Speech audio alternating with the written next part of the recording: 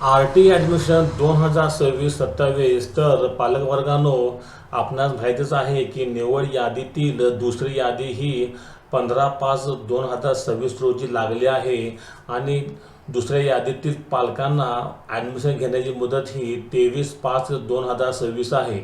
म्हणजे आज तारीख 21 आहे आणि उद्या 23 तारखेला शनिवार असल्यामुळे आता फक्त आपल्याकडे आजचा अर्धा आणि उद्याचा म्हणजे 1.5 दिवस राहिलेला आहे. तर ह्या 1.5 दिवसामध्ये आपण आपली ॲडमिशन प्रोसेस पूर्ण करायची आहे. याच्यामध्ये आपले आपले डॉक्युमेंट व्हेरिफिकेशन, डॉक्युमेंट सादर करणे, शाळेमध्ये भेट देणे, या सर्व गोष्टी समाविष्ट आहेत. तर आपण आज या व्हिडिओमध्ये बघणार आहोत की दुसऱ्या यादी अखेर आर-टी-आयकडे 20,000 पेक्षा जास्त जागा शिल्लक आहेत आणि आता दुसऱ्या यादीतील पालकांना ॲडमिशन घेण्यासाठी मुदत वाढणार आहे का? कारण फक्त 1.5 दिवस असल्यामुळे आपणास आता फारच कसरत करावी लागणार आहे आणि जर आपण या 1.5 दिवसामध्ये आपली ॲडमिशन प्रोसेस पूर्ण नाही केली तर आणि जर मुदत नाही वाढली तर आपली ही जागा हातून जाण्याची शक्यता आहे. तर आपण बघूया इथे आर-टी-आयच्या डॅशबोर्डमध्ये आपण बघायचं आहे. R-T 25% dashboard for academic year 2026-27. Total number of application 2,89,286 आहेत. नंबर ऑफ सिलेक्शन हे 1,05,811 होते आणि वेटिंगमध्ये 86,034 पालक होते. तर एकूण जागा ह्या 1,05,811 आहेत आणि ॲडमिटेड 79,871. पहिल्या यादीमध्ये ॲडमिटेड संख्या एवढी आहे आणि दुसऱ्या यादीमध्ये 21/5/2026 अखेर 5,612 पालकांनी आपले प्रवेश निश्चित केले आहेत. जरी हा आकडा झपाट्याने वाढत असला तरीसुद्धा आजच्या डेटला 2:15 ते 2:20 वाजले आहेत, 2:20 झाले आहेत. आजच्या तारखेपर्यंत आर-टी-आयकडे 20,328 सीट आहेत. तर आपली सीट कन्फर्म झाली का? आपण पहिल्यांदा ते कन्फर्म करून घ्या. याच्यासाठी आपण अर्जाची स्थिती या टॅबवर यायचं आहे आणि आपला जो ॲप्लिकेशन नंबर आहे, जो आपण ॲप्लिकेशन नंबर टाकायचा आहे आणि ते गो म्हणायचं आहे.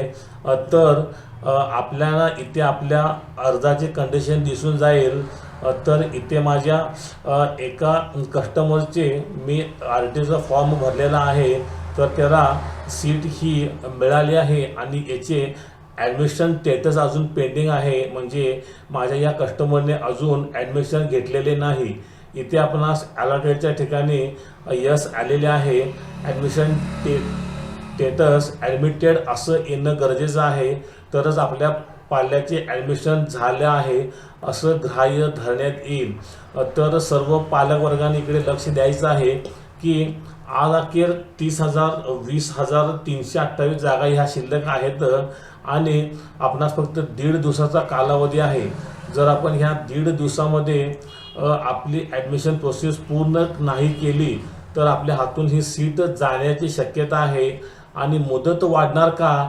तर जास्तीत जास्त दुसऱ्या यादीतील पालक जेव्हा ॲडमिशनपासून वंचित राहतील आणि जर आर-टी-आयला वाटले की आपण आपली ॲडमिशन वाढण्यासाठी मुदत वाढवणे गरजेचे आहे तरच आर-टी-आय मुदत वाढेल. अन्यथा मुदत न वाढल्यास आपल्या हातून या जागा जाण्याची शक्यता आहे.